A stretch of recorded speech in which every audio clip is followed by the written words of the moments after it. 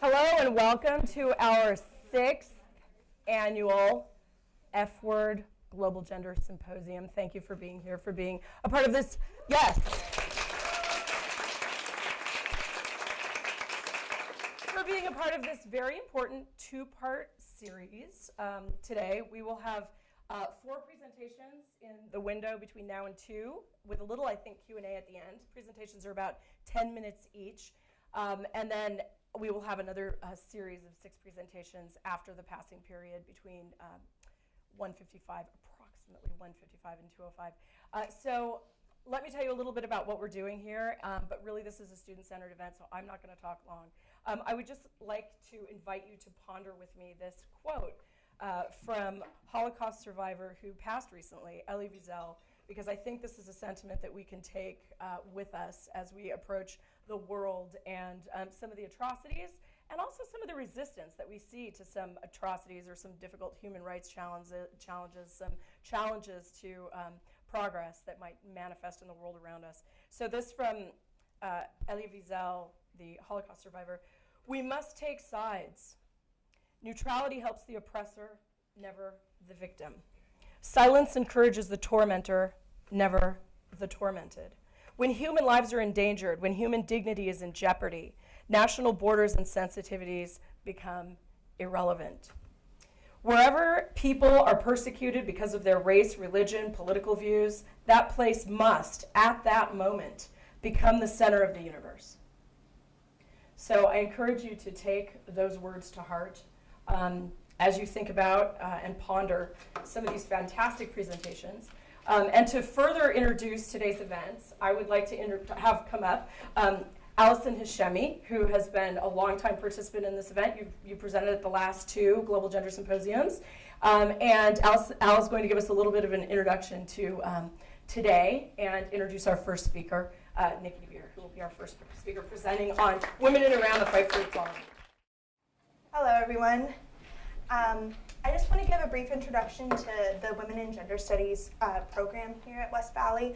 I've been lucky enough to be a part of that for my past 3 years on this campus, and the most valuable thing about it to me is that it is applicable in all of my classes. It enriches all of them, and the stuff that I've learned is often something that I wish had been taught to me at a younger age, in elementary school, in junior high, in high school. All of these things sort of enriched my understanding of not just US history, but world history. And that's something that I found absolutely important in all of my academic studies. And something that also strikes me when I talk about the program is how much it's informed my life outside of school, not just in academics, but in how I function as a citizen, as an activist, and really as like a friend. And I'm lucky enough to, be going on to study this at a higher level. So I also want to talk a little bit about the AA that is available to get at West Valley, and what a privilege that is, and how we need to fight to keep that going.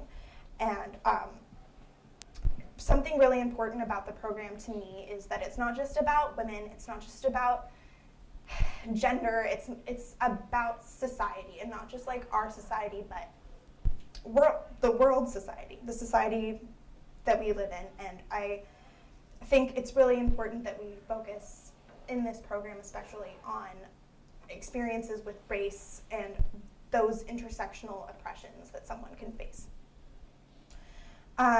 So this class project that you're going to see everyone presenting is it's required in both of the core WGQS classes, but these 10 presentations are the ones that really stood out and really went above and beyond, and just applied that intersectional quality of the presentation in a really fantastic way. I was lucky enough to present at the last 2 where I talked about LGBTQ individuals in Iran and the persecution that they face, and then last year I presented on Hijra individuals in India, which are non-binary women. And before I introduce our first presenter, I just want to take a moment to read a couple of quotes from the feminist and intersectional scholar Audre Lorde. When I dare to be powerful, to use my strength in the service of my vision, then it becomes less and less important whether I am afraid. And I think that's something that is really applicable to this moment right now. It might be hard for us to speak out. These may be like personal topics to some people, but it is important that we raise our voices and sort of not be afraid, or try not to be afraid at least. And then the other quote I have, also from Audre Lorde, is, "I have come to believe over and over again that what is most important to me must be spoken, made verbal, shared, even at the risk of having it bruised or misunderstood." And I feel like oftentimes we, in the social justice community, can be misunderstood or misconstrued, especially like in the media, sort of like tries to make it look a way that it's not. And yeah, I think it's important that we like stand up against that. So without further ado, I would like to introduce Nikki DeBeer, who will be presenting on Women in Iran, the Fight for Equality.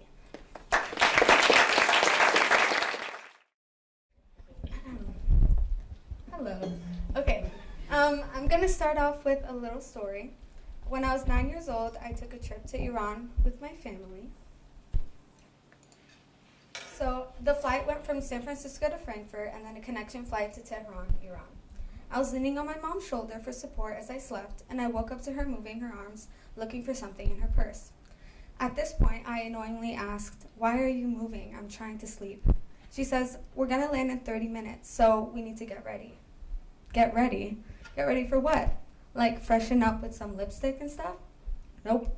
She pulls out her hijab. A hijab is a headscarf that women wear to cover their hair. I look around and notice my aunt is doing the same, and so is every other woman on the plane. I thought that was something you do if you were religious. I know my family isn't religious, so why are they doing this? And I thought back to the people that have been on this flight with me since Frankfurt and since San Francisco. They didn't have these headscarves on then, so they must not be religious, right? If they would have had them on before, right? I asked my mom, "Why are you putting that on? We're not Muslim." She responds with, "You have to. It's the law, and those are the rules." I was so confused. When we landed, I noticed that everyone seemed to follow that rule. I later learned that if you didn't, bad stuff would happen. And by bad stuff, I mean they can pull you in a van, have the right to beat you, and take you to jail. Apparently, no one really knows what happens unless you actually live through it. Not many people do because the fear of the unknown. There are so many questions running through my mind, and that's why I wanted to do my project on this topic. So these are my research questions. I have, how are women fighting for equality in Iran? What are some ways women are mistreated in Iran based on their gender? What has changed from the Pahlavi dynasty to the Islamic Revolution? And why is dress code so enforced for women and not for men? So back to my story. My mom later told me that when she was my age, it wasn't like this. It was actually more like European countries. Women in Iran were actually worshipped during the Pahlavi dynasty from 1925 to 1979. During the Pahlavi dynasty, the Shah promoted women's public education. The Shah allowed women to vote, helped with women's rights and divorce, custody, and helped women get jobs outside the domestic-style jobs. This, however, favored only the middle to upper class, and the gap between the low and upper class was growing. Then the Iranian Revolution occurred, and Khomeini founded the Islamic Republic of Iran. This is when women's freedom was taken away. They were forced to wear the hijab, and gender segregation began. Oh, you should just click. Yeah, you don't have to click there. Yeah, you should be Okay. Women protested the revolution and the hijab, hoping that someone would come to their senses and not force something upon others. My mom and her friends were among the women protesting. Before the revolution, when my mom was my age, she told me, if it was a part of your religion, you could wear it. And if it wasn't, you weren't tortured because of it. The way women are treated in Iran has been shaped by the Islamic ideology and religion. There has been some positive activism for women's rights and human rights in Iran. There is a want and need to be modernized, like the US, but there's also resistance against this.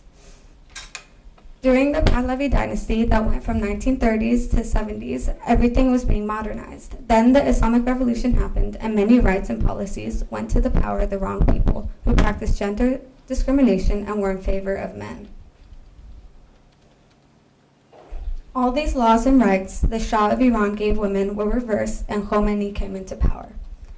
Women can no longer be judges in a court of law. Women do not have equal rights in divorce and custody of children. The minimum age for a bride was moved to the age of 9, and many women were dismissed from professional jobs. Women had more rights in the past than they do now. In the United States, it is the complete opposite. Over time, things changed for the better, but sadly, that is not the case for Iran. Women are now forced to wear the hijab because of the Islamic Revolution. Some favored this, though, because it makes all women look the same and doesn't show social class. There are two clashing cultures in Iran, a new westernized culture versus an old traditional culture. The Pahlavi dynasty was more westernized, while Khomeini is more traditional and religious. The Shah focused more on human rights, but a lot of the changes he made have been reversed to this day. Back then, when I was 9, it just bothered me that people were forced to wear something they didn't need to wear back home. It wasn't until I got older when I actually realized how sexist this rule was. Women wear the hijab to practice modesty. Not only do you have to wear a headscarf, but you have to wear loose-fit clothing, not showing your body, to show your modesty to God. If that's the religion you believe in, awesome, you do you, I respect that. However, it shouldn't be forced upon you once you enter a certain country. In Iran, women wear it to hide their beauty so they don't distract men or draw attention to themselves. Some scholars came to a conclusion that there has been no such thing as a women's movement in the Middle East compared to the ones we have had in the United States. It is rare and dangerous to have a social movement in the Middle East, but it has happened. It is different to have such a movement in an open society versus one in an autocratic patriarch regime. This is because it can be seen as wanting to overthrow the government, and it leads to violence and revolution. There have been peaceful protests that have led to the police and security starting to act violent towards the peaceful protesters, and some end up killed.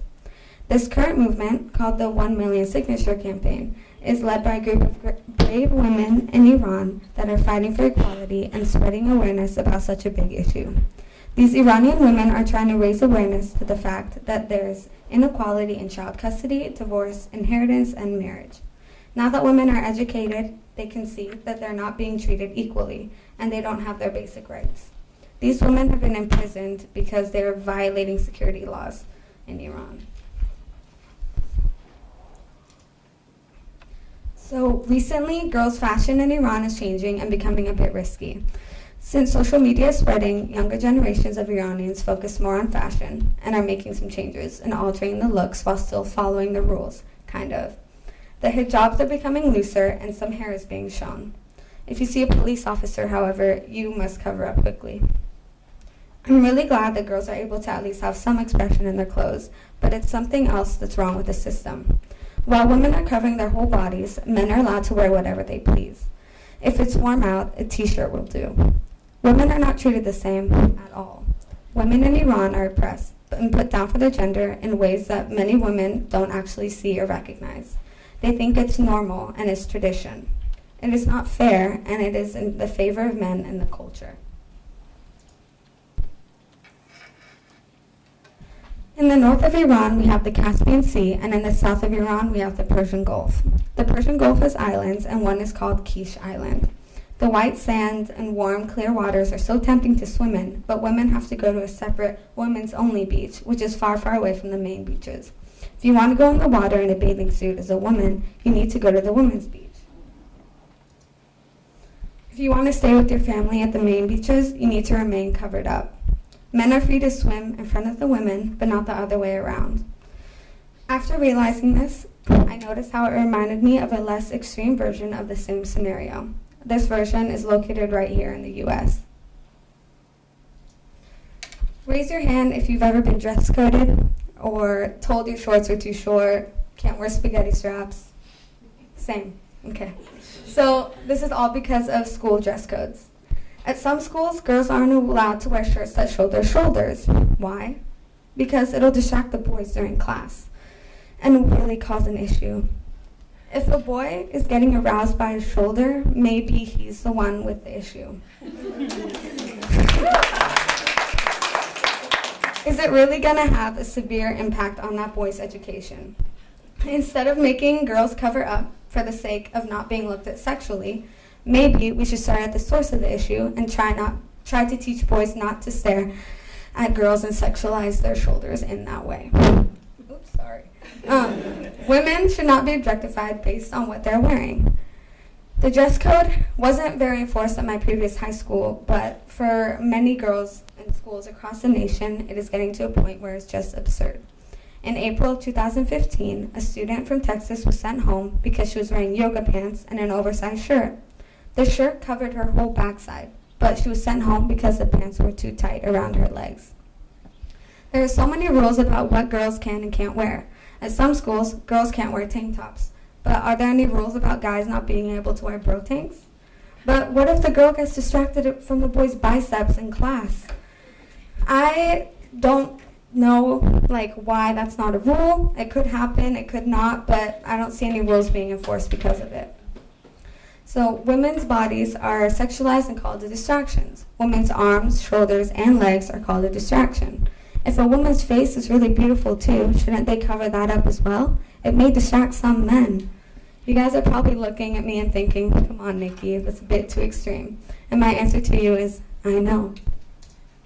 But it is happening in some places. In the Middle East, for example. This rule is not enforced by the government in Iran as it is in other countries, but for some families who are very religious, they do this. Here are the different types and ways to cover up in these Islamic countries. The hijab and chador are the most common in Iran. In Iran, women have to cover up almost every inch of their skin in the heat, while men get to roam the streets in t-shirts. In the US, girls are restricted from wearing tank tops, but boys aren't. Girls are blamed for the clothing they wear, and the rapist is not blamed for the rape. Not one rule in any religion was made by a woman. Men make the decision on how women should act and dress. I'm not trying to throw a pity party for girls. I'm trying to spread the awareness that there's a way bigger issue than just clothing. The source is distraction. Why are people getting distracted by a shoulder? Why is the religion forcing women to cover their beauty for modesty? And why is one gender mostly being restricted by it? The main question I have is why aren't we focusing on the main issue here, the source? Fixing the source of distraction may help with the false assumptions being made of women and make a difference in the way women's bodies are looked at. I hope we can all take a moment and just question the way things are for once, and not let everything happen just because it's just the way it is. You are born human, and you have the right to make the decision on what you want to wear and make the decision of the religion you want to live life. I hope the world will one day see that. Thank you.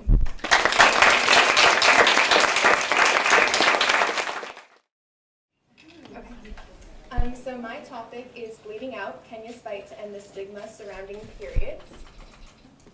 My research questions going into this were, what are politicians in Kenya doing in order to promote education around menstrual cycles and provide adequate amounts of menstrual hygiene products to young girls and women? How do class disparities affect young menstruating girls? And what efforts are being made by outside groups to educate young girls and provide them with the necessary products for a safe period? So I wanted to have an intersectional approach to this because about 50% of the world's population experiences menstruation. Specifically, my research was focused in Kenya, and approximately 65% of girls in Kenya cannot afford sanitary pads on a monthly basis. 2 out of 3 pad users in Kenya receive their pads from sexual partners, and 75% of girls who experience female genital mutilation report suffering physical distress during their periods. I will also be referring to the products used as menstrual hygiene products in order to be trans-inclusionary, though my research is primarily focused on young girls and women experiencing menstruation. So some facts about Kenya. Kenya's population is about 40 million people. Their biggest income generator is tourism and coffee, and there's a huge disparity between the rich and poor with barely any middle-class citizens. The dominant languages are English and Swahili, and the currency is the shilling. 1 shilling is about equal to 1 cent in US currency. And then 99% of the population is Black Africans, but there are also few white Kenyans.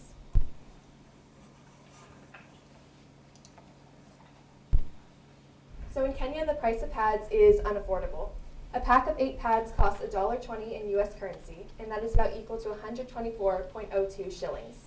An average menstrual cycle requires about 10 to 15 pads, which equals to about 248.04 shillings per month. More than 50% of the population of Kenya live on less than 103.35 shillings a day. This means that menstrual hygiene products are not a priority within the household, as many households are focusing more so on food, water, and shelter, and also along with that, there aren't too many young girls within each household. There's a lot of men and young boys too, so the women are put down for the priority level. So my research also focused primarily in the Nyanza province. It is one of the poorest provinces in Kenya. It has 23% more boys than girls who attend school at the age of 18 and also has the highest HIV prevalence in Kenya. It also has the highest amount of reported physical and sexual abuse against women. The effects of menstruation on schoolgirls in Nyanza. I read about a study that focused on young schoolgirls and also girls who had dropped out who participated in this.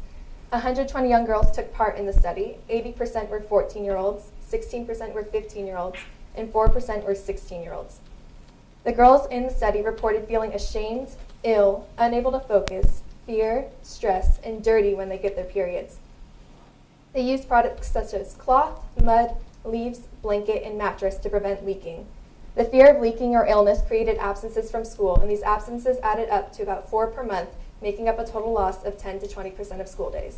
And as I mentioned on the previous slide, at the age of 18, 23% more boys will be in school than young girls, and it is due to the stigma around periods and the shame they feel from their classmates, including other young girls, that they choose to not go to school and instead drop out and stay at home. This is also linked with the HIV prevalence in the Nyanza province. 15% of Nyanza's population, aged between 15 to 49, have HIV. 16% of those infected are women, while 11.4% are men. Menstruating women are at a higher risk for HIV due to various reasons, some of which being that they do not use safe and adequate sterile products to prevent leaking, and also rape. 21% of women stated their first sexual experience being forced, while 40% of women anonymously responded to a survey that they had been raped at least once before. Transactional sex also happens. Girls who participated in transactional sex were paid with pads or money they would later use to purchase pads themselves. And transactional sex is not seen as immoral within Kenya's society, as it is someone doing what they have to do in order to get what they need. But there is progress being made.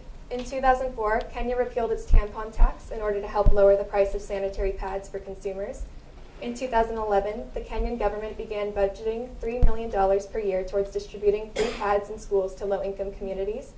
And in 2014, WASH United launched Menstrual Hygiene Day, which Kenya celebrated by hosting a public event for thousands of school children. And there's programs such as the Zena Africa Foundation that travel around and teach young school children health education along with providing free pads. So in Kenya, they do have it a lot worse than many other countries. But we, as the US being a world-leading nation as well, do have our problems with menstruation. There's a huge stigma surrounding it, and it is seen as a dirty topic, and we are very hushed about it. In fact, most of us will probably say it's our time of the month, or just, we won't even say period. It's pretty bad, but there's one way we can combat this ourselves, and that's by talking about it. And so I have a little video clip here that will show that.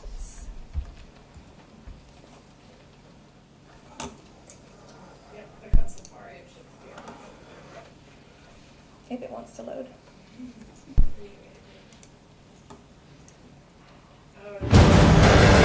Okay. There we go. We can watch, what? Oh no. Okay, there we go.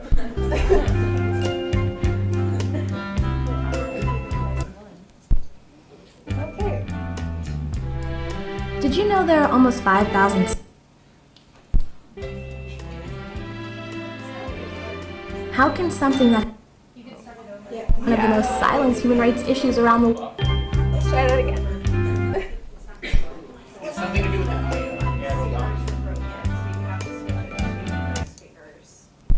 we just found out from an instructor who teaches in here frequently that we need to do a speaker switcheroo. We have a lot of... Sorry, bear with me. I also teach in here. Yeah, you have to do a speaker switcheroo. Will this still work for the recording? I'm asking it Scott. should. It should. Not to say that it won't screw up. Did you know there are almost 5,000? There you go. We're almost there. Scott, do you know if it'll still record? Yeah, I'll be able to. It's such a cute video. I always have problems with videos off of YouTube in here. Oh, yeah? We have a lot of presentations with video that require audio. Yeah, and it's a problem with that system over there.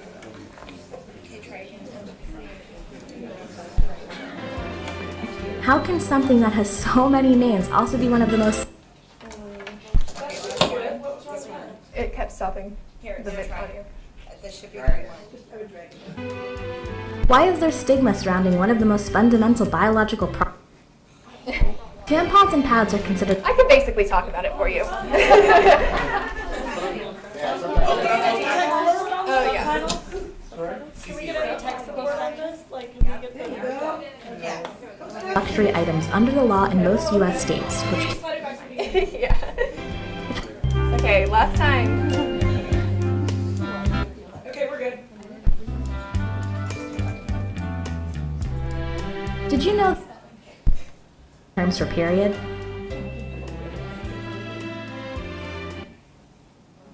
So many names also be one of the most silenced human rights issues around the world.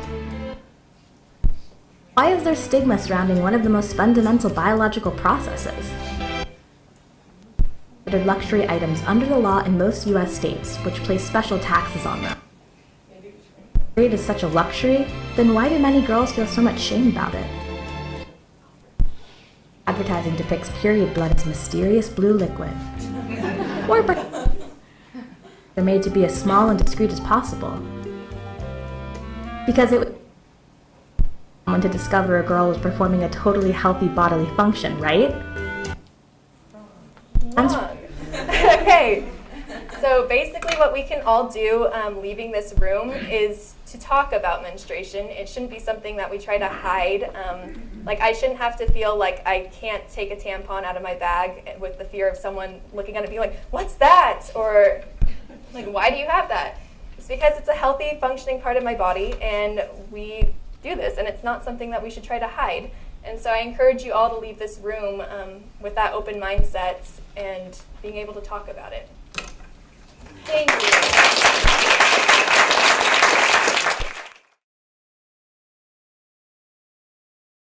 Good afternoon.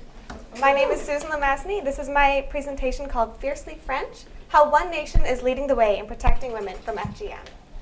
Now we're going to start off with what FGM is. Many people see it as the female version of circumcision, but it is completely different from that. FGM is the cutting and removing of the clitoris and the surrounding skin. There are 3 different ways it can happen. One, just removing the clitoris. The second one, taking away the clitoris and the surrounding labia. And the third and most treacherous one is when the clitoris, labia are removed and the surrounding skin is sewn together. To compare it to male circumcision is an uneducated fallacy, as male circumcision has no harmful, lasting side effects. Now, there are many different reasons for mutilation. It is done to purify the woman, sometimes as a prerequisite for marriage. It's done to ensure her virginity, to stop her from sinning, and as a rite of passage to change from a girl to a woman. Now we see in different cultures, we get a sweet 16, we get a quinceañera, and we don't have our bodies mutilated. Now, FGM in the modern world. Where did FGM come from? It predates Islam and Christianity.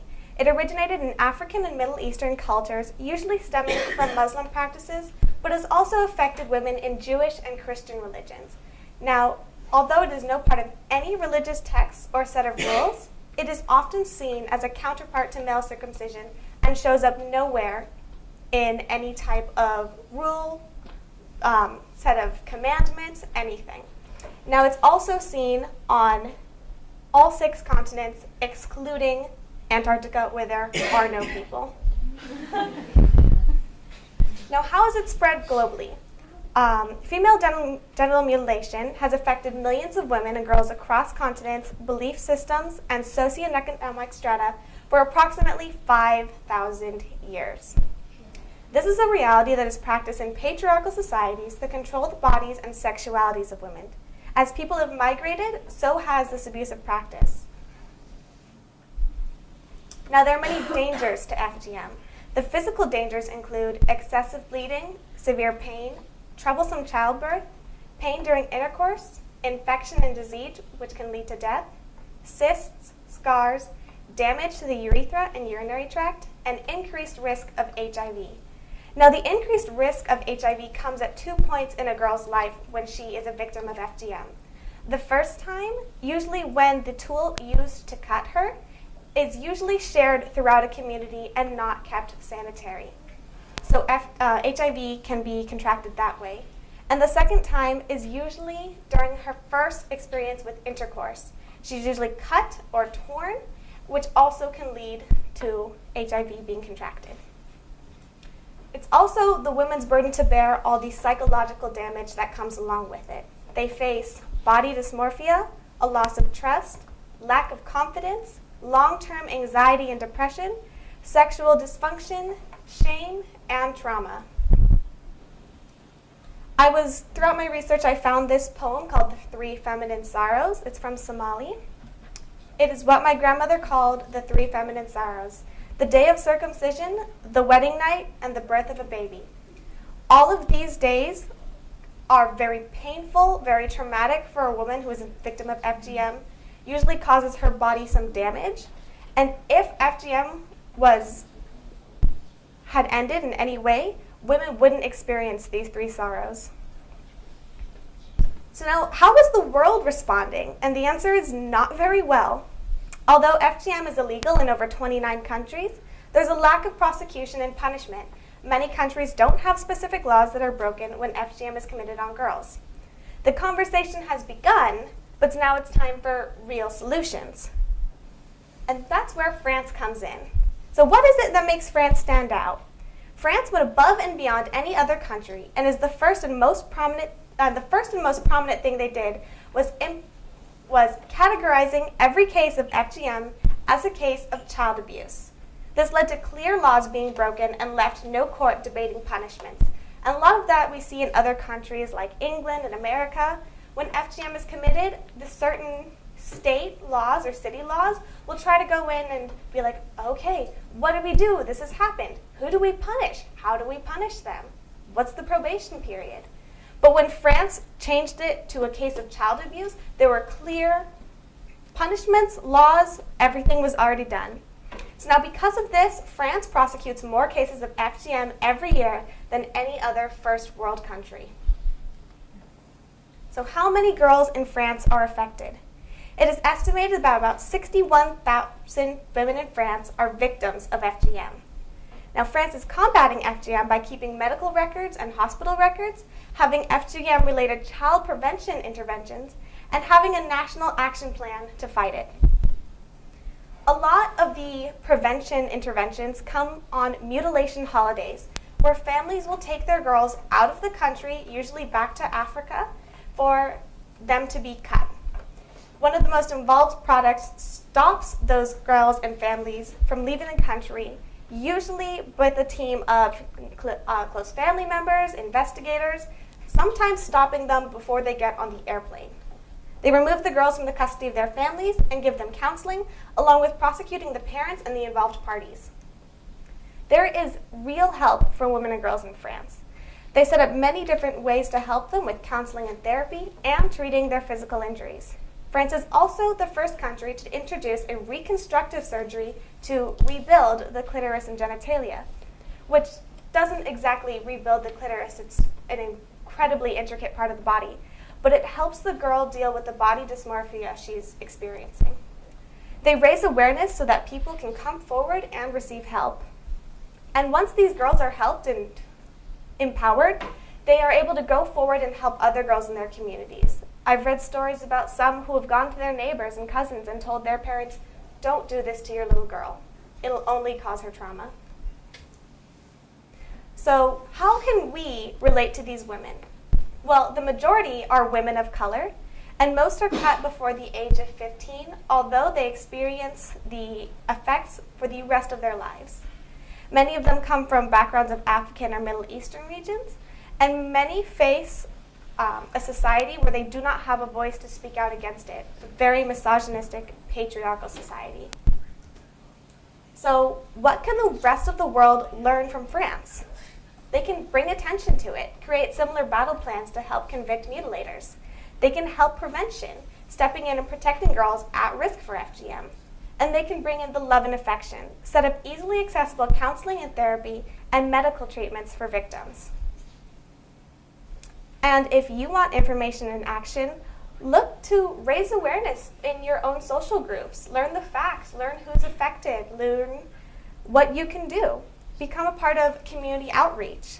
Learn what you can do to help spread the word and what you can do for women outside of this country. And stay vigilant. Taking down violent misogyny is always a tough battle, but it's one we've got to fight. Now I want to end with a section of Maya Angelou's poem, I Rise, because I found one specific line that related to this very closely. Does my sexiness upset you?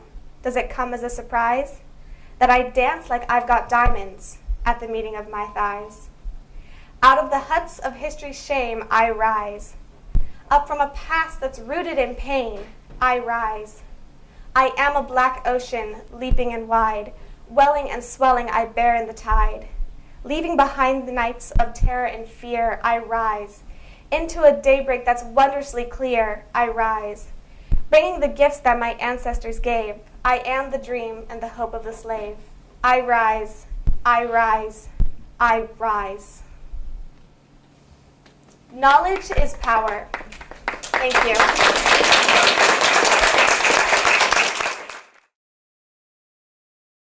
Hello. Can you hear me? Good? Okay. Hello, my name is Wayne Morgan. I use they, them pronouns. Let's get this thing started. All right, so my presentation on There Is No Gays in Chechnya, the Purge of Chechnya's LGBTQ Community. So a quick overview. In the summer of 2017, articles began to appear online.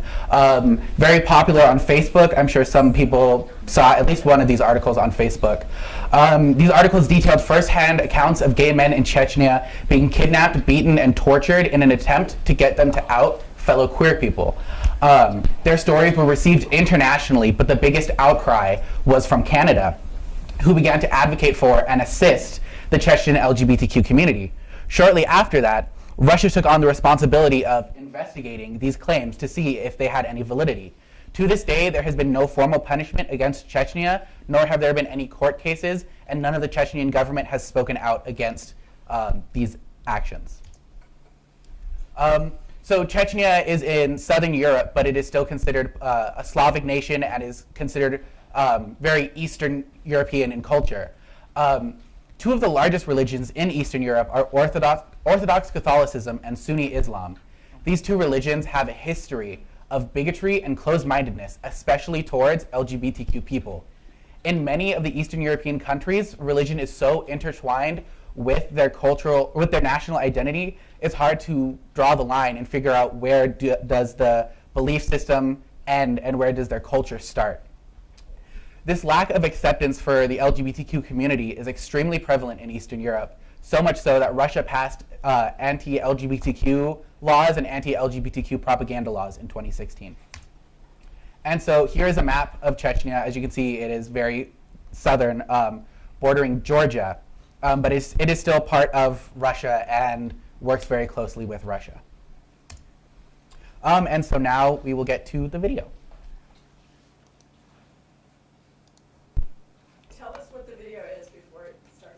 So the video, it's a two-part video. We're only going to be watching the second part. The second part is an interview with the Chechnyan president. It is someone from America interviewing him, asking him what he thinks, like, does he believe that these actions are happening, what he thinks about these claims. And so this is an interview with one of the survivors. We're going to hear the last couple seconds of it, I think. Oh, that's not the button I wanted. want to ask you about the alleged roundup, abduction, and torture of gay men in the Republic. What, Mr. President, do you want to say about that? Вот он сейчас, вот к чему он, вот, почему он приехал, вот, пришел к тому, там, когда вопросу, там, это ерунда. У нас таких людей нету. Нету у нас геев. Notice the picture of Putin in the background. Если есть, заберите в Канаду, хвала Аллаху, подальше от нас, чтобы очистили кровь, там, если есть таких, пусть забирают там. But do you not get concerned when you read these accounts of young men who say they've been tortured for days and delivered to their families in sacks? Does it concern you as a matter of law and order in the Republic when you hear these stories? Это придумали они шайтаны, они поддажные, они не люди, и будьте они прокляты за то, что они на нас наговаривают. Они перед Всевышним все равно ответят за это.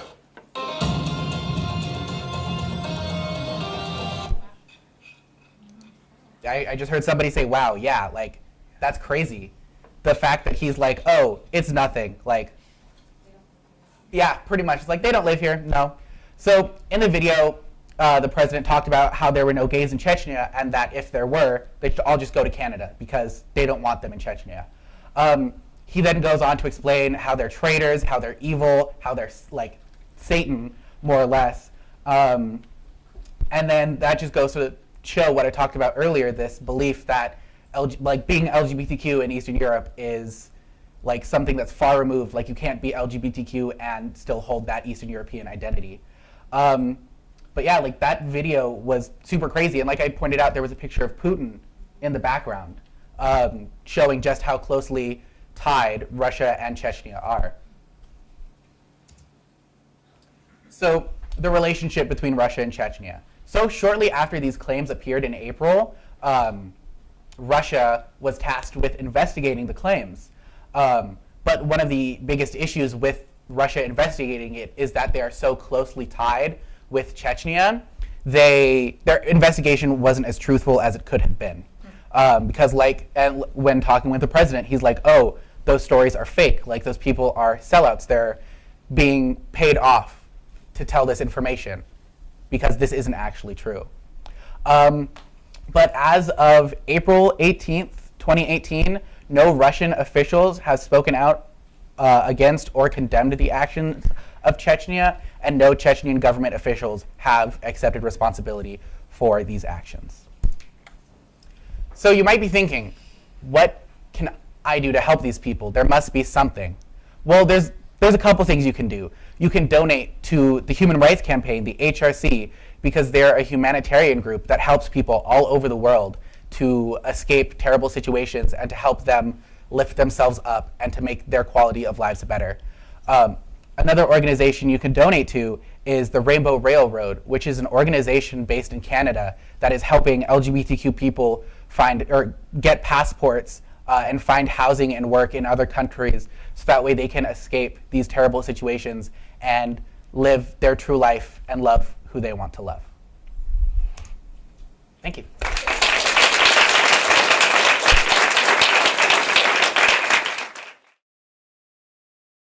Hello, good afternoon. Hi, I'm Forrest. I'm going to be talking about passing privileges, specifically within biracial identities. So when we do that, we have to deconstruct biracial identity in post-segregated societies. And I put post-segregated in quotes because we're going to talk about first the United States post-civil rights era, but I put this all in quotes because again, it's a little rough here. And then we're also going to be talking about South Africa post-apartheid. I'm going to talk about what apartheid is, what that means, all of that jazz. Okay, so why am I only focusing on black and white biracial people? I don't know if you saw with the lights on. I am black and white, so I thought that it would be good. Hey, listen. But what is race? I'm going to be talking about personal experience because it's so weird to be, especially in American society, kind of be able to pass between the narratives of black and white, right? And if you look at the history of South Africa and America, it's built on the back of black slavery. It's built on segregation. It's built on white supremacy. So I think it's interesting to look at identities that have very polar opposites, polar opposite things. Okay. Oh, let's do an interactive real quick. Please be responsive because I don't have much time. What do you think these people identify as? What do you think they are racially? White. Thank you. They're not. They're biracial. You're all wrong. They both have black dads. This is Halsey and Logic. Wow, I'm modern. If you know them, cool. If you don't, sorry. So this is a classic example of white passing. The classic racial passer in the United States has been the white Negro, the individual whose physical appearance allows him to present himself as white, but whose black lineage, typically only a very partial black lineage, makes him a Negro according to dominant racial rules. I think that's pretty self-explanatory. Basically, to give an example, I'm not white passing. If you were to see me on the street, you'd maybe know I was white because I'm lighter complected, maybe. But I mean, that's really if you're interacting with biracial people on a daily basis, or if you're biracial yourself. But if you were to look at these people, you'd probably just assume that they're white, right? No? Some people would. Maybe not you personally, but a lot of people would. I mean, all the people who thought they were white, hey. Okay. So when we talk about white privilege, I need to talk about black oppression because it counteracts. It's basically the opposite. So first, I'm going to talk about kind of the criminalization of black people in the media, and this is a classic example that happens almost every day. This up on the top is James Holmes. James Holmes shot up a movie theater in Colorado in 2012. He injured about 72 people. And if you look at his picture, he looks like a nice kid. He's not. He looks like a nice kid. And the caption with his picture, this is from a news, Facebook thing, I guess. That looks like Facebook. And it says, theater shooting suspect was a brilliant science student. Great. He shot people. Great. But if you look at Mike Brown was wrongfully shot by police. He was, allegedly reaching for the officer's gun. In the video, he wasn't. And he got shot. And this very incriminating photo of him, not very well lit, not a nice, in quotes, photo of him, looking down at the camera, holding up this gang sign. It's really a peace sign. In a tank top, less formal, and it says, police, police, Mike Brown struggled with officers before shooting. That implies that Mike Brown was at fault for his own death. Basically, that's what that's implying. So I mean, in the media, white supremacy is upheld, and it sounds really extreme when I say white supremacy, but I mean, look at it, it's right there. You don't think of it as white supremacy, but then this carries on the stereotype of black people being thugs and criminals, and causing their own deaths and being troublemakers, and that's the reason that police are able to shoot them just because, right? But people who shoot up movie theaters are brilliant science students. They could have easily shown this photo of Mike Brown, but they didn't. I think that's a great picture of him, but they didn't. These are all the police involved shootings of 2017. This isn't racially divided up. This is just all across the board. There are only 14 days where, and they weren't even consecutive, where police didn't kill people in the United States. 25% of these killings were black, and that sounds like not a lot, but only 17% of black people make up the U.S. population. So I mean, that's a lot of people. That's a lot of black people, and it's disproportionately black. And it's not just about crime. This blue part is 70% of the black involved shootings are nonviolent. They're unarmed. And then the red is 30%, and it's allegedly armed and violent. So it's not even they're really armed. It's alleged. It's people like Mike Brown who are allegedly reaching for his gun that are shot. Here's an interesting graph, not really, of the wage gap between black and white people. I mean, as you can see, from 79 all the way to 2015, it's just getting wider and wider. I mean, white people are earning $25, whereas, on the high end, it would be 18. So it's just spreading. It's up to 26%. So I mean, you can see that in the workplace, not only in the media, but now in the workplace, white people are earning more than black people.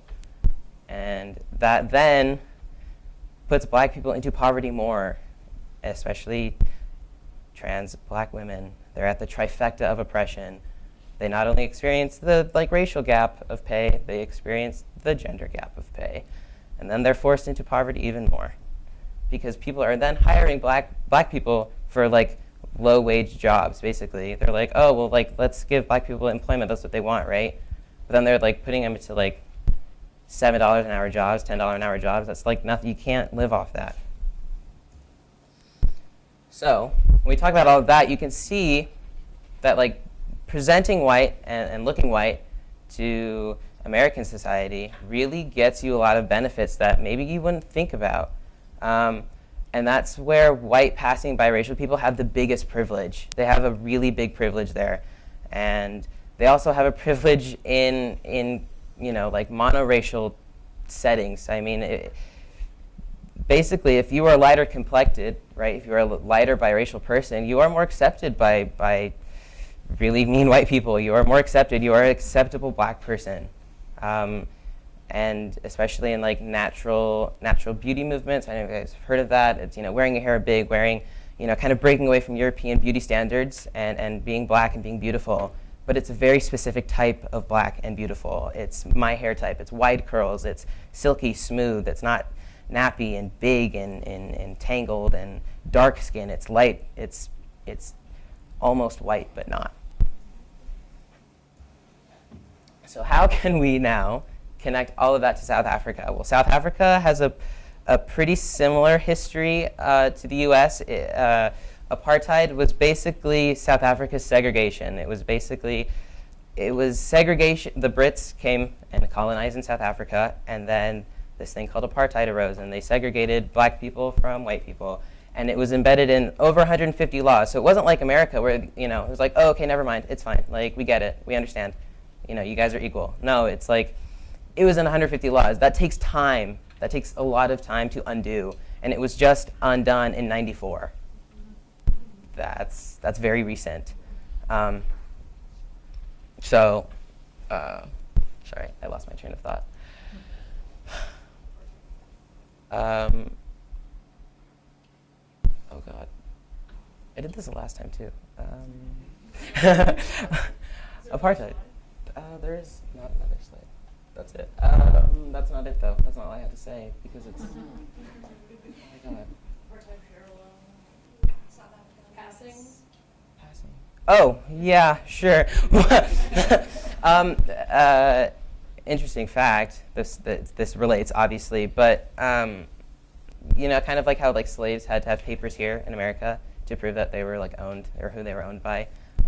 People in South Africa had ID papers, so it was you were either black, you were mixed, or you were white.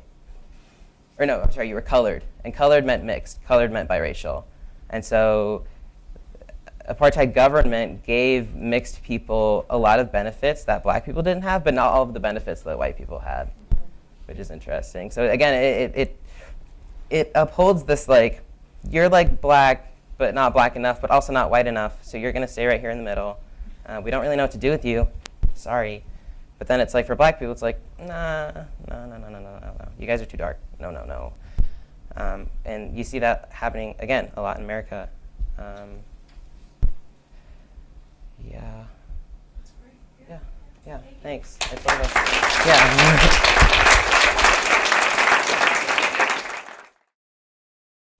Hi, my name's Brina, and today I'm going to be talking about regulating bodies, reproductive rights, and resistance in Ireland. So my research questions were, what are Ireland's abortion laws, and are there differences in legislation between the Republic of Ireland and Northern Ireland? What cultural factors have helped shape Ireland's current laws surrounding reproductive health? And since abortion is so highly restricted, how then do Irish women obtain safe legal abortions? And what are activists and organizations in Ireland currently working to do to change legislation or help women obtain safe abortions through other means? So Ireland's abortion laws. In the Republic of Ireland and Northern Ireland, both, Abortion is only legal in instances where the mother's life is in immediate danger. In all other instances, a mother is forced to carry her pregnancy to term or have an unsafe, illegal abortion. Abortion was prohibited by the Offenses Against the Person Act of 1861. This act granted citizenship and equal right to life to a fetus at conception. And this law was passed 150 years ago, over 150 years ago now, and legislation remains pretty much almost the same. And in 1983, the Eighth Amendment was passed, and what that did was it basically added the ideas of the Offenses Against the Person Act into Ireland's constitution.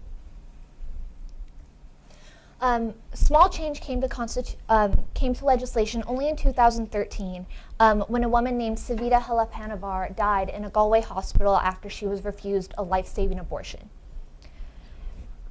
Up until then, abortion was banned in all cases. So it took this tragedy to make this small change, and even now it remains incredibly oppressive and restrictive. In the Republic of Ireland, a woman can face up to 14 years in prison for obtaining a legal abortion in the country, and in Northern Ireland, a woman can face a life sentence. So why are Ireland's abortion laws some of the strictest in the entire world? Well, the most obvious reason is Ireland is an overwhelmingly Catholic country. As of 2016, 85% of the country identified as Catholic, but restrictions to reproductive rights are also tied to long-standing cultural beliefs that women need to and should want to strive toward motherhood and only motherhood. And this idea was especially prevalent in very formative periods of Irish history, such as the Civil War in the 1920s, or more recently the Troubles in Northern Ireland from the 60s to the 90s, where women were largely believed to only be able to contribute to the cause by essentially providing more children for the revolution. So how are Irish women affected by these restrictions? Due to the extremely strict requirements of being able to receive a safe legal abortion in Ireland, only about 25 abortions are performed in the country every year. Well, safe legal ones. So what happens to the other thousands of Irish women each year that need abortions? Well, the most popular way women obtain these abortions is by traveling abroad, mainly to England and Wales. In 2016, 3,265 women from the Republic of Ireland and 724 from Northern Ireland traveled to England or Wales to receive an abortion. For women living in England or Wales, these abortions are free, covered by healthcare, but for Irish women, they're not. Women have to pay £1,395 to obtain an abortion, and that's about $2,000. And this cost does not include other travel expenses like airfare, board, food. So for many women, this financial burden is just too much to bear. For Ireland's working class women, women in rural Irish-speaking communities, and the country's growing number of refugee and immigrant women, this just isn't possible. And really, their only options are to either be forced into motherhood or have an unsafe illegal abortion in the country, risking prison sentences and their lives. So the current situation is definitely oppressive and strict and hurts thousands of women each year, but there is hope. In an Irish Times poll conducted this year, April 18th, 63% of the people who plan to vote in the May 25th referendum to repeal the Eighth Amendment said yes, that they would vote to repeal the amendment. So if this is repealed, women in Ireland can finally have access to safe legal abortions. And this is a stark contrast to popular opinion when this law was put into effect in 1983. But this progress didn't just happen overnight. Several organizations have been working tirelessly for years to change to protect women's health in Ireland, but also to change the stigma surrounding abortion in the country. And the three groups and activists I want to talk about today are the Coalition to Repeal the Eighth Amendment, Marie Stopes, and then the last one got cut off, but her name's Kiva Anglin, and Everyday Stories. So the largest and most well-known group is the Coalition to Repeal the Eighth Amendment. This coalition is composed of over 100 smaller organizations and about 1.5 million individuals. Their work is mainly focused on changing the laws surrounding abortion in Ireland. And they're working right now to encourage people to change their minds on the current referendum and vote yes to repeal this restrictive part of the Irish Constitution. And their main tactic is emphasizing the fact that Ireland's current restrictions on abortion are actually a direct violation of the European Convention of Human Rights, which extends the right to life only to people already born, not fetuses in the womb. And so they host events, including workshops, panels, and marches all across the Republic of Ireland. And they've been trying to do more activity in Northern Ireland as well, but they're mainly based in Southern Ireland. And then this is just a quick clip from their biggest march that took place September 26th in Dublin. And I think it's pretty powerful, so I'd like to share a little bit.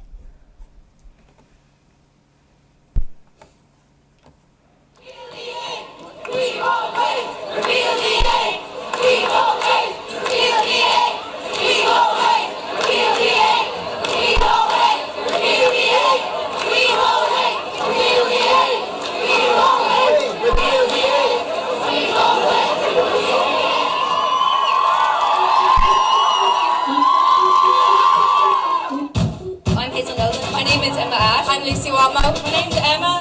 Our choice!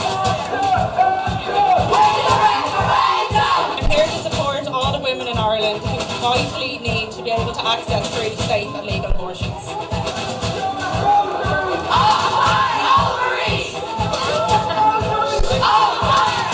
I will not stand to see my daughter that I may have one day when I choose have to travel to have basic rights.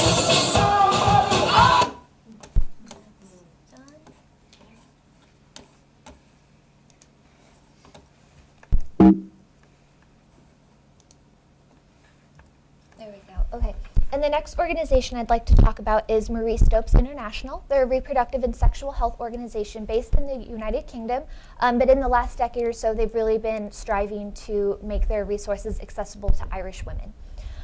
So they provide services to 20,000 women in the UK each year, and about a fourth of these women are women coming from Ireland to access these services.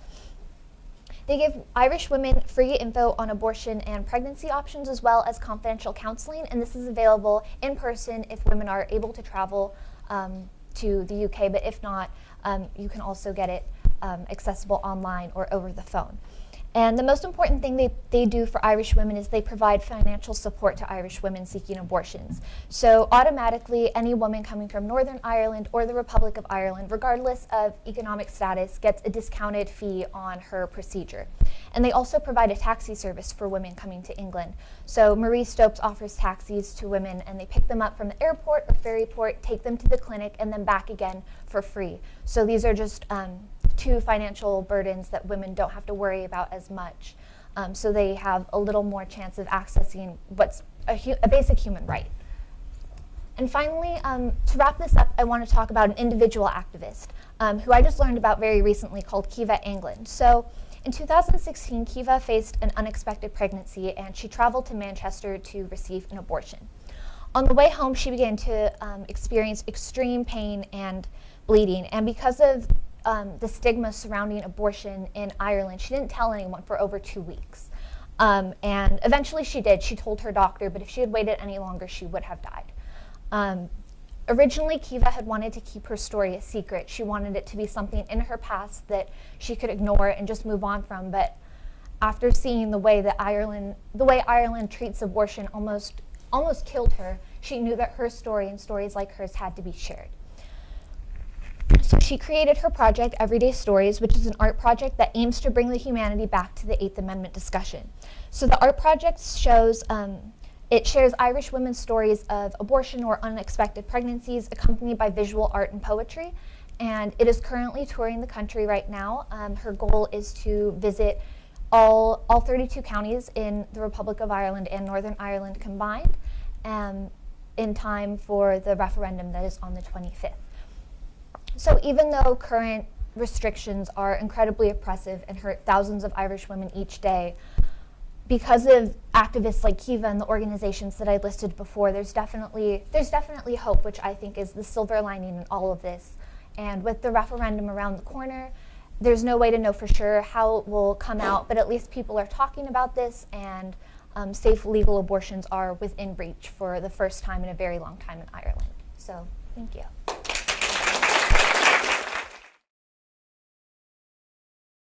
So good afternoon.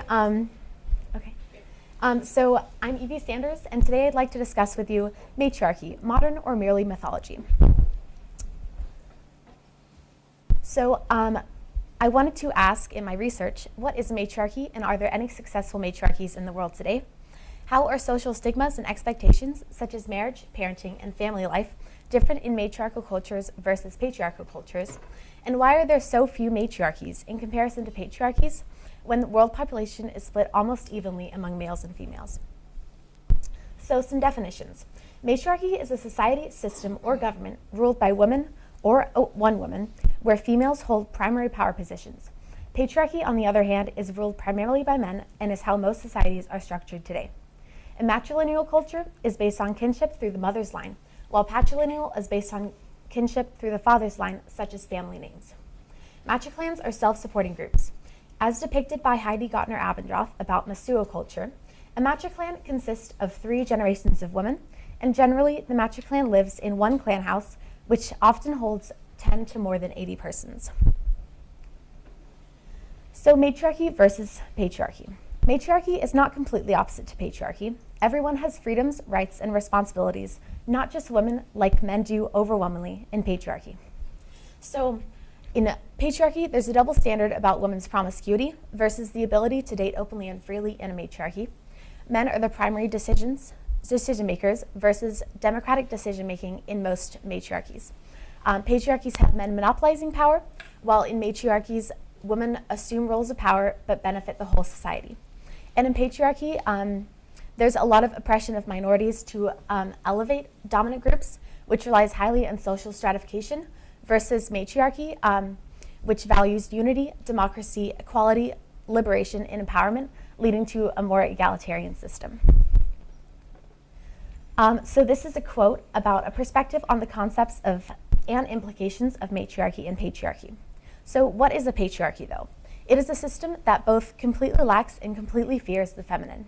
Patriarchy is an imbalanced, fear-based, warlike, and truly insane structure because only patriarchy is on top, obsessed with control and completely inhumane to everything below. A matriarchy actually represents the origins of individual liberty through representative government. So matriarchy as fiction.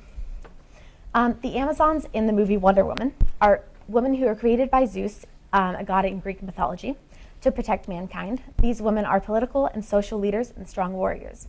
And then some authors, such as science fiction author Joanna Russ, also focus on women.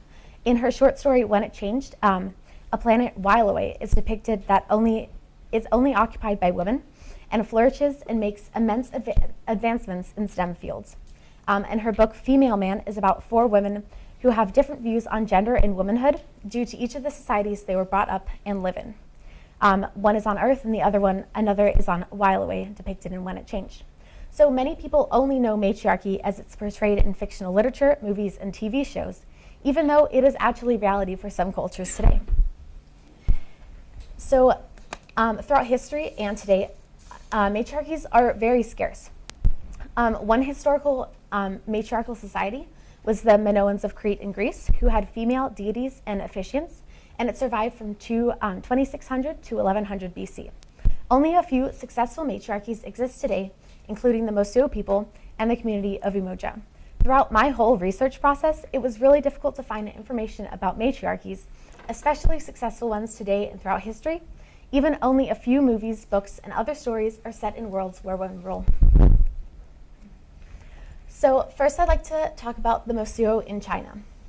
So the Mosio are an ethnic group in China who live close to the Chinese-Tibetan border.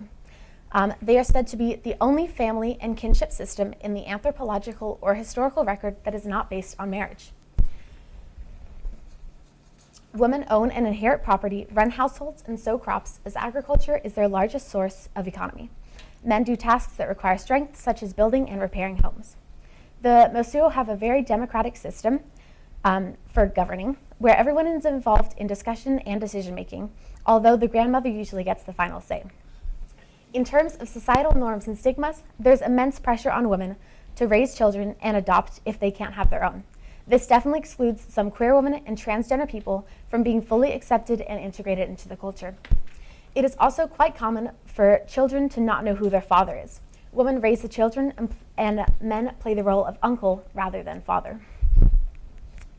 The Mosquito practice walking marriage, which is where men live, eat, and work with their maternal families by day, but after nightfall, they can seek entry into the flower chambers of any woman they desire.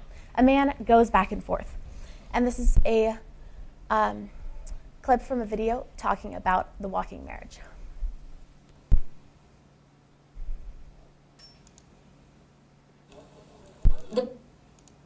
我也会觉得很别扭的，在这种地方结什么婚？本来风俗就是这样的。Most of women do not marry in the traditional way. They practice what they call walking marriage, a tradition that has persisted for at least 1,000 years. A man walks into a woman's bedroom at night, and she decides if she wants him to stay. In the morning, he must leave. 不要太使劲花，在边上玩一下。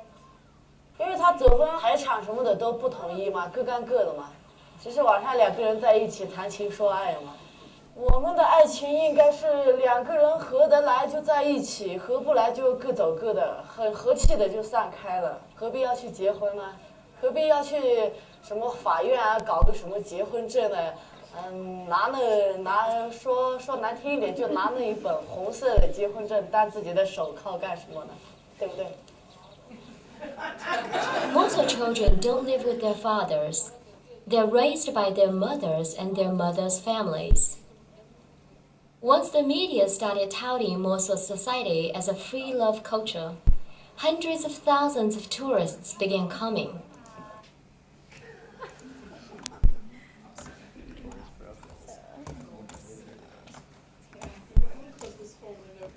Close this one. All right.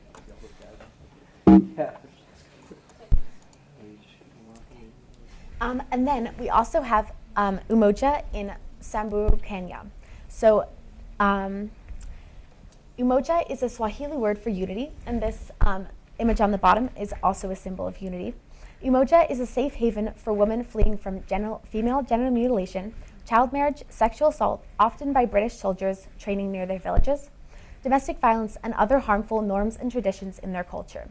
The village was founded in 1990 by Rebecca Lolusoli, who has experienced backlash due to the social progress she has made.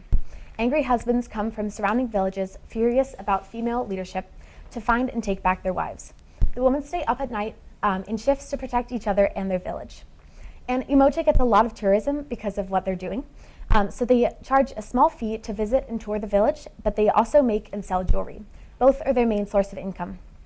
They have become successful and independent and started a school open to all children in Umoja and surrounding villages to educate them and provide them with opportunities that the women didn't get.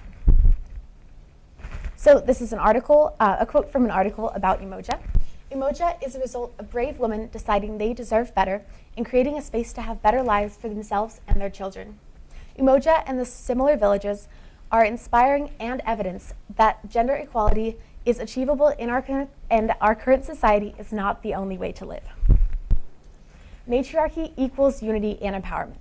So this is a quote from a piece in the anthology Race, Gender, Sexuality, and Social Class, Dimensions of Inequality and Identity.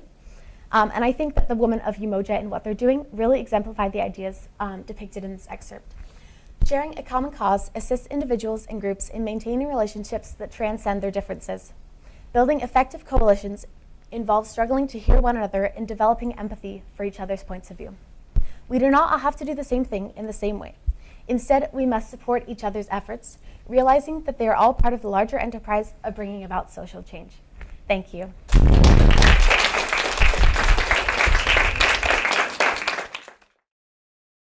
Question for you. What's your name again? Evie. Evie, yeah. Did you read anywhere about, was it called Umoja? Is that the name of it? That once the boys grow up, do they have to leave? So, no, they don't have to leave. Men are not excluded from the village unless they, perpetrate violence and just kind of intrude in their culture. So children are raised there, boys and girls, and then the men are free to stay if they will kind of follow the rules. Yeah. Thank you for that. Another question for another presenter, perhaps? You'll have to put the mic really close to your face. This is, I think your name is Bree? Yeah, Brina. Did it say anywhere in your research about how many women die every year in Ireland from these illegal abortions? Oh, that's a really good question. No, and I think it's just because there's so much stigma around it that it's really hard, and because it's illegal, there's just no way to count how many women, die from this, but definitely it happens. Another question, perhaps, for one of our presenters before we continue? Okay, there's a few in the back here. Can I ask you to stand so I can know where to bring the mic, or if you could come over here, that would be even better. So I had a question about the matriarchal society that they have in China. Wouldn't you say, I wanted to know if whether you agree with it or not, and whether you think that a male's presence in a child's life is just as important as a woman's? That's a really good question. That's not, I hadn't really thought of it that way. I see all matriarchies as having foundations of equality and just more egalitarian systems. And so, yeah, I don't know. That's something I'd have to think about a little bit more, but I think that the women or the men do get to play the role of uncle. And so they do have involvement in children's lives, but it is really interesting how different the cultures are because the father's role is so important in U.S. culture. It's also interesting to think about how many families in the U.S. are single-parent households, right? So, this is a question that transcends matriarchies and cultures and locations, right? We have, a compelling question. I think it's very interesting to see in that video that, maybe they have more than one important, uncle in their lives. Yeah.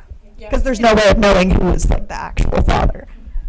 Are there any other questions before we go on? Nobody's asked Forrest a question. Does somebody have a question for Forrest? You have one for Forrest up here? Okay. So, hi, Forrest. Hello. My niece is actually biracial. Sweet. She just turned 4. Solid. And she's actually just starting to realize that she's not the same color as her mom because she looks more African American like her dad. And it's kind of been difficult for my sister as a white female to kind of figure out what to tell her.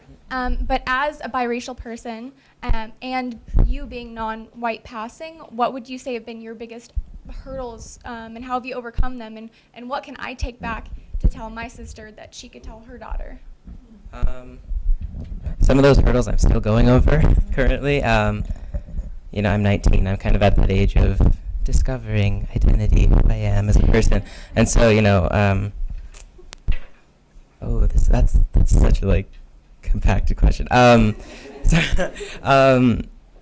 guess for me it's kind of hard because my dad doesn't consider me black, and none of my black family considers me black, which is messed up. Colorism, not cool. I guess my advice for your sister would be, one, to learn, not to be afraid of embracing black culture. Just because she's white doesn't mean that she can't embrace it and teach it to her child, because I think it's really important. Secondly, I guess for the dad to also kind of be there as you are black, this is what you're going to face. I don't know, people's complexion darkens up over time. I don't know if she's going to eventually be passing or not. But it's important to talk to your children about American society and how they treat people who aren't white passing. And so that's really important to teach them. And it's unfortunate that you have to teach them that, but it's true.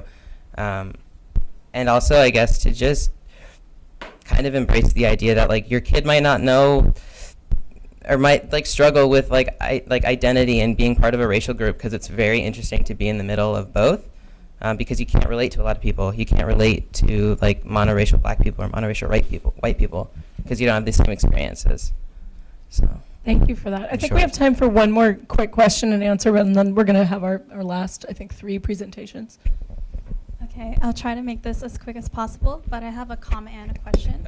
I applaud you for talking about the issues, especially in your background for like the criminalization of black people, because I feel like it's a conversation that's very controversial, which it shouldn't be. It shouldn't be controversial for like the black community or the white community or any other community to talk about. And obviously I can't speak on the black community because I'm not black, but there's definitely is coloration even in Asian cultures and anti-blackness. Yeah. And I've experienced that because I'm half Chinese and half Vietnamese. So Vietnamese people are Southeast Asian, typically a little bit darker skinned.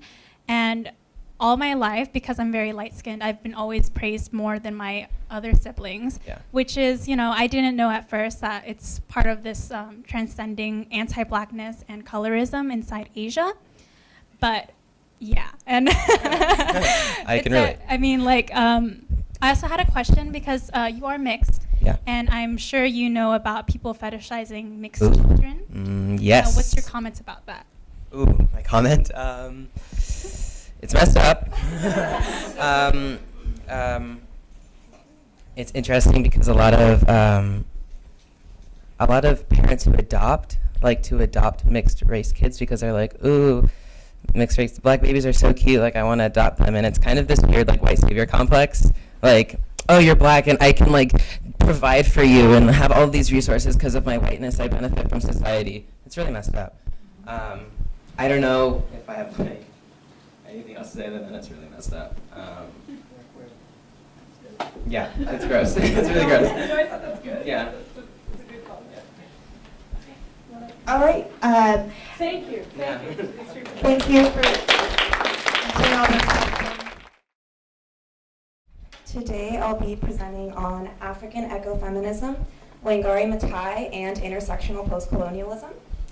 I have a quote from Wangari Maathai, which is, "In the course of history, there comes a time when humanity is called to shift to a new level of consciousness, to reach a higher moral ground, a time when we have to shed our fear and give hope to each other. That time is now."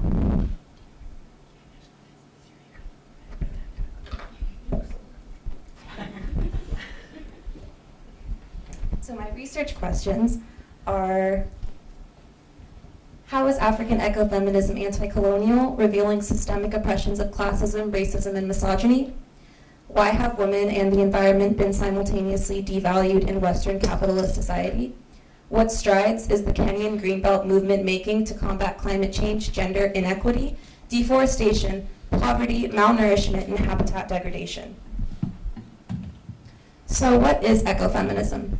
Ecofeminism is a branch of feminism that examines the inextricable links between environmental health and women's empowerment. Ecofeminism activism has been an important international political location at the intersection of environmentalism and feminism, which has become a globalized space for political demands by women in many countries who might not otherwise have had a voice or an opportunity to create coalitions. That was a quote from one of my research articles that defines ecofeminism as a significant point of activism for many disenfranchised women. So some terms to know. Post-colonialism is the lasting impacts on communities that have been invaded and colonized. Greenbelts are wild or agricultural lands that surround urban areas, such as wildlife corridors, streams, wetlands, recreational parks, or forests. Forest cover is the relative percentage or absolute land area that's covered by forests, forest canopy, or open woodland. Watershed is an area of land in which water drains to a common point. Wherever drops of rain fall in the watershed, they will all eventually flow to the same stream, river, or lake. So this is a map of post-colonial Africa in 1913. As you can see, it's almost entirely colonized by European imperialist forces. The independent area, according to the key, is the gray area, which is right there and right there. So as you can see, it's almost colonized in its entirety, and this was 1913. Africa today is still navigating colonial repercussions. Additionally, Wangari Maathai, the creator of the Kenyan Greenbelt movement,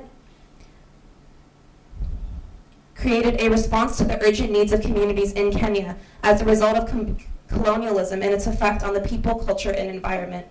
This response was the Greenbelt movement of Wangari Maathai giving women of color opportunities to be ecologically and educationally involved. So this is my first research question answered. How is African ecofeminism anti-colonial, revealing systemic oppressions of classism, racism, and misogyny? So this excerpt is from one of my scholarly research articles, which focuses on the essence of African ecofeminism and how it has transcended US environmental activism. So the new environmental history runs in parallels with trends in African history because it shares many well-established Africanist moral concerns and perspectives, an essentially corrective and anti-colonial approach which emphasizes African initiative in the face of European conquest and capitalist exploitation. So the Kenyan Greenbelt movement was founded in 1977 by Dr. Wangari Maathai. It advocates for equitable natural resource management. It spreads ecological awareness, champions educational autonomy, and also gender equity. It additionally addresses 21st century severe climate change impacts on global water supply and deforestation. And I have a quote from Wangari Maathai that depicts the intersectional oppression that Kenyan women face as being bearing the brunt of environmental degradation. In Kenya, women are the first victims of environmental degradation because they're the ones who walk for hours looking for water, who fetch firewood, and who provide food for their families. So just some local facts. In the Bay Area, we have access to 3.6 million acres of green belts, which are trees, recreational parks, etc.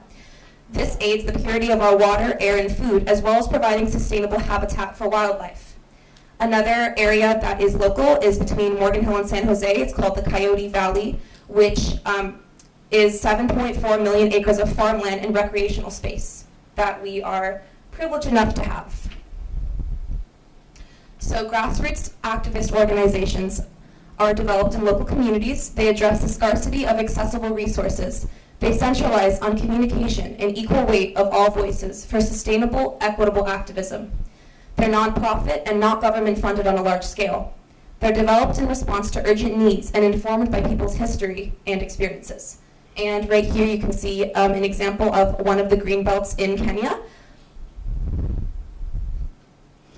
So the Kenyan Greenbelt movement is making progress. Tree planting has become an income-generating activity to meet essential needs of families, which addresses the disparity of domestic labor that women occupy, not being economically supported. And it also helps the basic essential resources of food, clothing, education, and domestic utensils. So women in Kenya are involved in the Greenbelt movement, and they are acquiring tree planting skills to plant trees to help the environment, as well as being economically compensated for those trees. And this is an intersectional approach that addresses financial disenfranchisement as well as gender inequity. Another the Kenyan Greenbelt movement is also involved in Artist's Project Earth, which is labeled APE, which uses music and the arts to combat climate change. They're additionally involved in an organization called RED Plus, which stands for Reduce Emissions from Deforestation and Forest Degradation. It promotes sustainability and energy conservation as it strengthens advocacy and awareness and addresses the climate change consequences from greenhouse gases. So what can we do? One of the most influential and inspiring things that I've seen in a while is Wangari Maathai's message that focuses on small developments and how they can make the most meaningful impacts, and she codes it as being a hummingbird.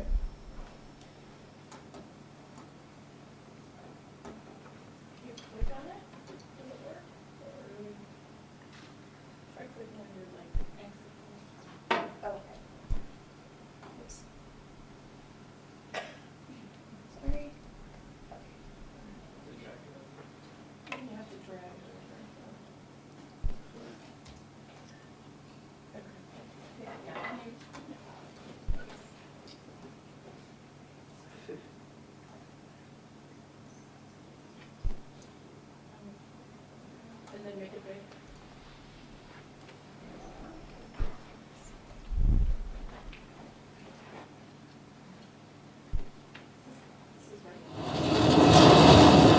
We are constantly being bombarded by problems that we face. And sometimes we can get completely overwhelmed. The story of the hummingbird is about this huge forest being consumed by a fire.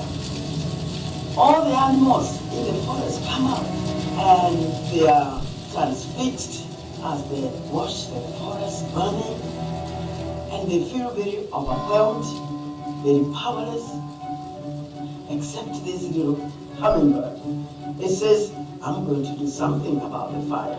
So it flies to the nearest stream, takes a drop of water, it puts it on the fire, and goes up and down, up and down, up and down, as fast as it can.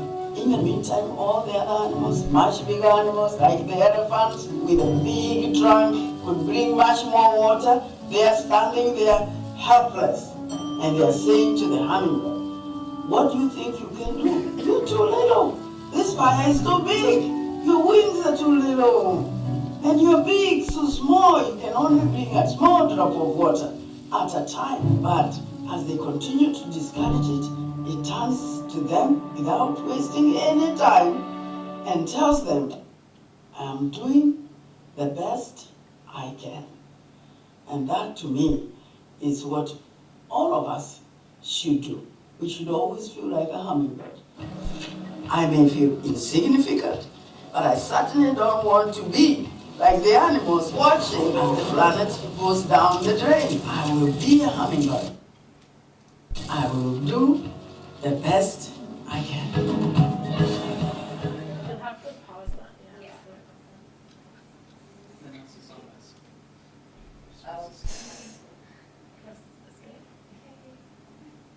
Can she close this whole window then? Yeah. There you go. You can hold up below so you don't, yeah. So that was amazing, and that was Wangari Maathai, who created and founded the Kenyan Greenbelt movement. And I think that from that we can take a really humble and simple message of doing the best we can in trying times of oppression in all forms. And I also think that the message that she communicated about privileged people not being able to take the initiative to be a part of unity and liberation, and understanding that people who may not be in privileged positions can make meaningful impacts, and you do matter. Your voice matters, and it will extend to the majority of the environment if we have the initiative to speak up. So another thing that we can be involved in is called it's a local meetup that is called the Santa Clara County Green Party Meetup. They meet every third Wednesday of the month at the San Jose Peace and Justice Center, which is in downtown San Jose, and they focus on talking about environmental issues, but also talking about how it intersects with gender inequity. Another group that we can be involved in that is local is called the South Bay Women's Climate Change and Earth Awareness Meetup. And although I couldn't find what days they meet up, I found that their last meetup was April 20th of this year. So it is a continuous and ongoing organization that is tirelessly working to bring attention to ecofeminism. It's dedicated to raising awareness about environmental issues. And the last thing that we can be involved in that extends globally is to gift a tree to Kenya, which will benefit the Greenbelt movement that is happening there now.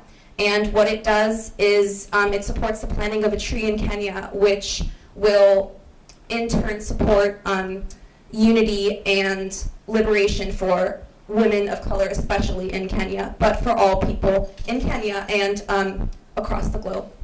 So yeah, you can donate $10 to that. You can make it a donation for a loved one or a friend, and the point is to bring about a community and spirit of love and opportunity for everyone. Thank you. Thank you.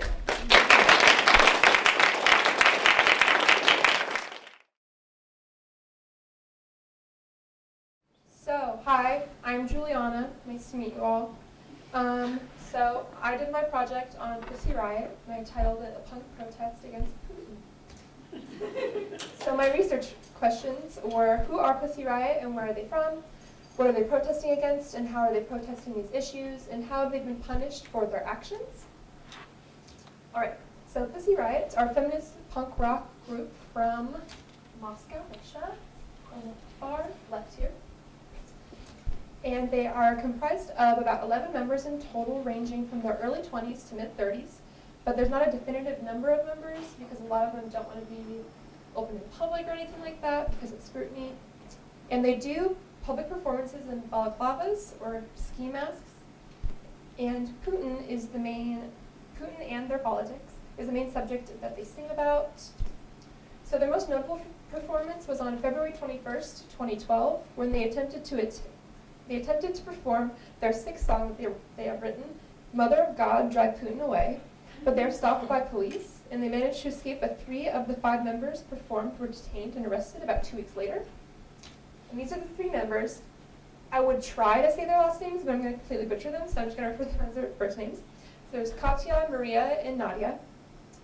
And in July of 2012, these 3 members were charged with premeditated hooliganism and religious hostility and sentenced to 2 years in prison, and they served about 13 months. But while in prison, they were treated very poorly, and Maria and Nadia actually had young children at the time. They're a little bit older now. But they weren't allowed to see them or their spouses either. So I actually have a video of the performance, and I'll show you how short it is. And it's kind of a big deal because it's at a church, right? Yeah, it's at the most famous, or like the biggest church in Russia. Whoop.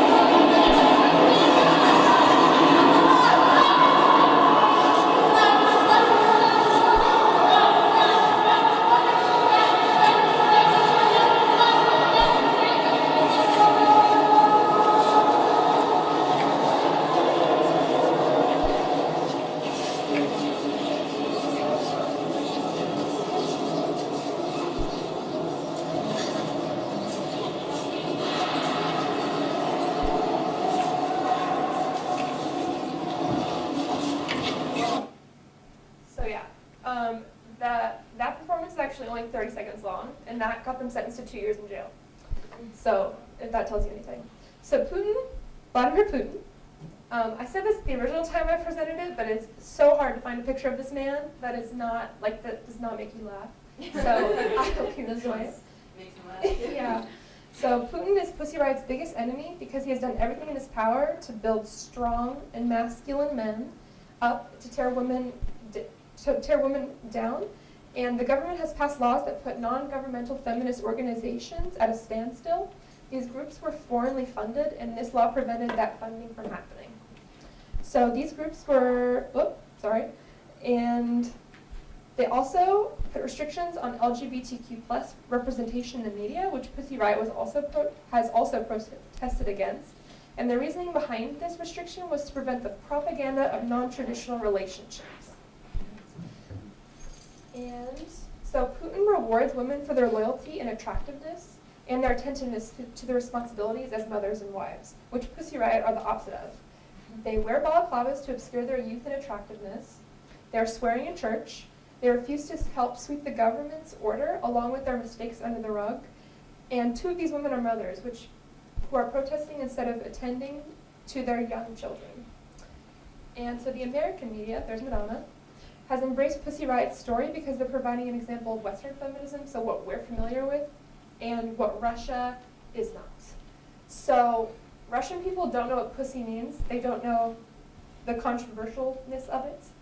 And Riot, same thing. I'm showing a clip, another clip as well. They actually made a documentary, HBO did, and it aired in June 2013, and I have a clip. And what she's in right now is actually a glass box that they're required to sit in. Is this during trial? Yes. Riot. Бунт, погром, восстание.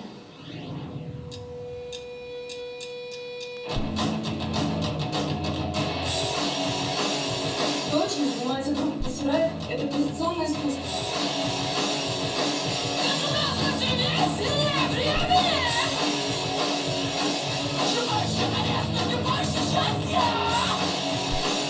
Мне хотелось бы процитировать песню группы Pussy Riot. Откройте все двери, снимите погоны, почувствуйте с нами запах свободы.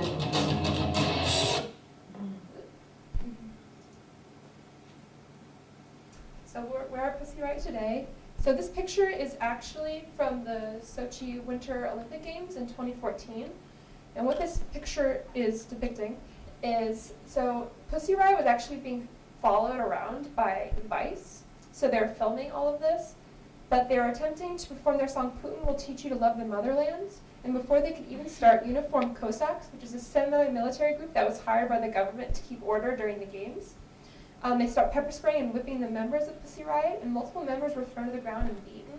And you can actually see it on YouTube. It's pretty violent, so trigger warning. But yeah. Also, this is the first male member of Pussy Riot in the back, in the pink mask as well. And they did actually film the song later in another location, but they were still harassed by onlookers, and they show that in the video as well. They're being thrown food at them and everything. And since then, Pussy Riot did dismantle as a group for a little bit for their own safety. But they have actually reconvened, and it's led by Nadia, the only original member left. And it's pretty much entirely a new group of women, at least that we know about. And Nadia has released a bunch of songs. Sorry, I put the wrong cam on you. 7 songs. So I Can't Breathe, Chaika, Make America Great Again, Straight Outta Vagina, Police State, Bad Apples, and Elections. The last 3 have been released in 2017 and 2018. Definitely recommend Bad Apples. It's just her chopping up apples, and it's funny. And so as of 2018, the only original member is Nadia, like I said. And they actually do performances pretty regularly now. They're on a tour of the U.S., and as Lee kind of mentioned before, they were just in Santa Cruz like a month ago, maybe a couple months ago. So yeah, that's it. Thank you.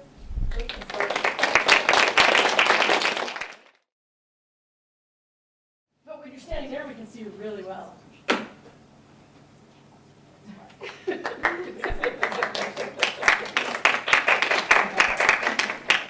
No, wait.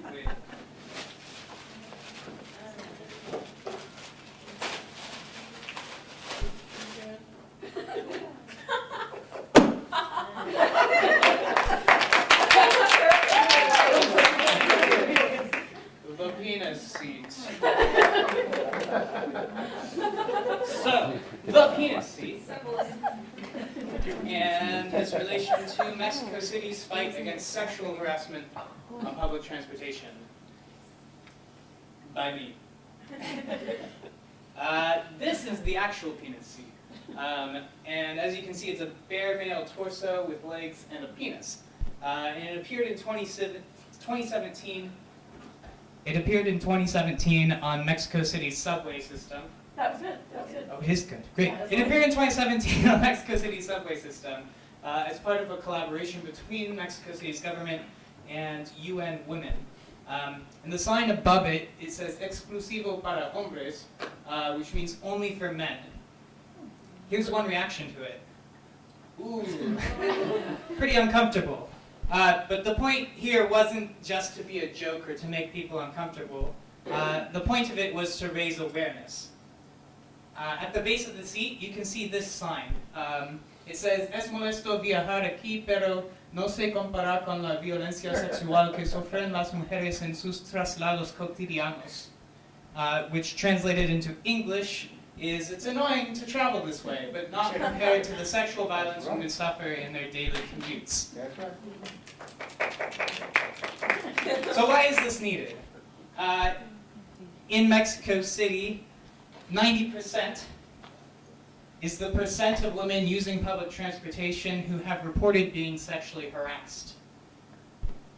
3 million is the number of reported sexual assault cases in Mexico from 2010 to 2015. And 6 women per day die a violent death in Mexico. So why is this happening? Well, the reason is because of a type of behavior that's common throughout the world, but in Mexico, the behavior goes under the name of macho.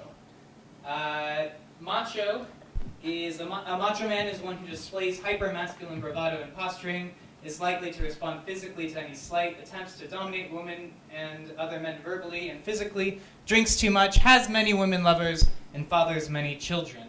Unfortunately, this kind of behavior is created and reinforced by films and media, which are packed with depictions of powerful and sexually aggressive men and sexualized women. Exposure to this kind of behavior introduces harmful social scripts into young minds, which normalizes sexual harassment. So what is being done? Well, the government is making an effort to combat the problem with things like the pink taxi, or also the pink bus, which is a women and children only bus and taxi. And it's better for the drivers and the passengers because then they can avoid sexual harassment from men. And it's not just Mexico City that has things like the pink taxi. There's also pink taxis in London, Tokyo, Bangkok, Dubai, Moscow, and Rio de Janeiro. They also have things like the women-only metro. It's existed in Mexico City since 2000, and similar to taxis, there's a set of cars that are reserved for only women and children. The sign you see there, solo mujeres y menores de 12 años, only women and children less than 12. But there's a problem with it. The line for the women-only metro is really long, and sometimes men board anyway. It's also controversial. Women shouldn't have to be segregated in order to feel safe.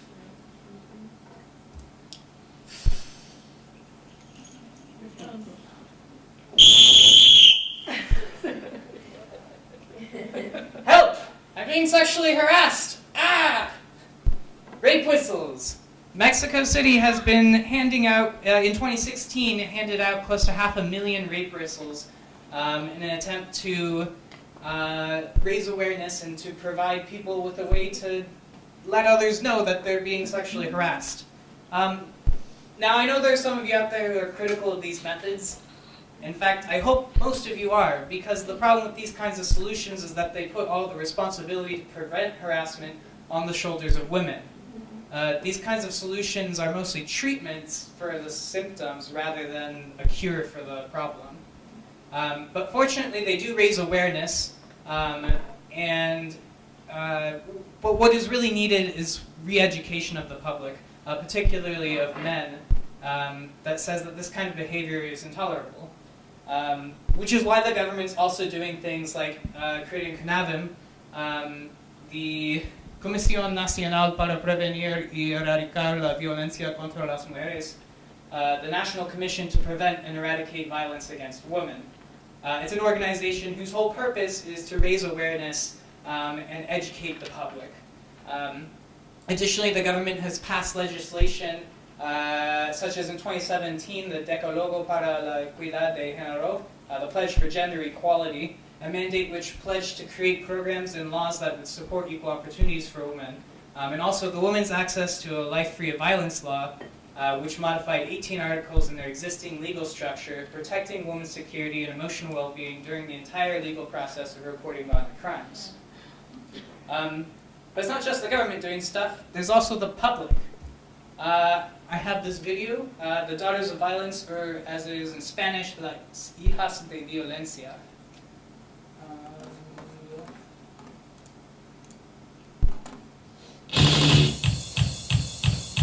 Eso que hiciste hacia mí se llama acoso. Si haces esto de esta forma, yo respondo. Debes de saber, no eres el uno ni el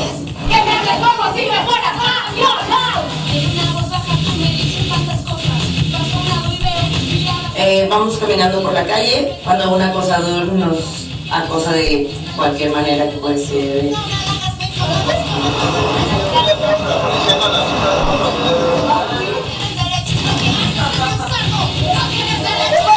Corremos hacia esa persona, tomamos las pistolas de confeti, damos un disparo, se encienden las bocinas y cantamos Sexista Punk.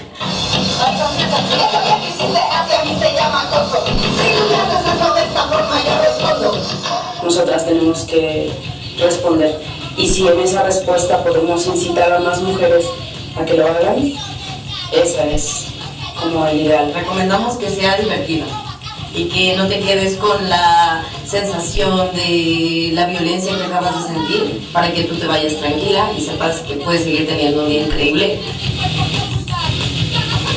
Definitivamente no creemos que vamos a cambiar el mundo, pero con toda certeza sabemos que ha cambiado el nuestro.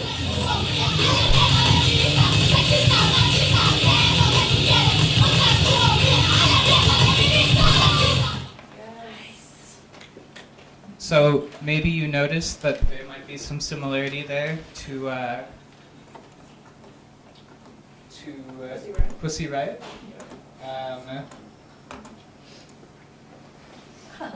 Which we just heard about. They were inspired by Pussy Riot. And another thing Public is doing, in 2016, thousands of people, men and women, participated in marches around Mexico and all the major cities to protest gendered violence and machismo culture. So what can you do? It isn't just Mexico City. Problems of gender violence are around the world. Good news, if you're in this room, you're already on the right track to making the world a better place. So take a stand. Tell your friends. Be like, hey, guess what? I just learned about phallic furniture today. Let me tell you why. And educate yourself and other people. Support legislation that gives education to the public. Get out there. Go make the world a better place. And do what you can to raise awareness. Thank you.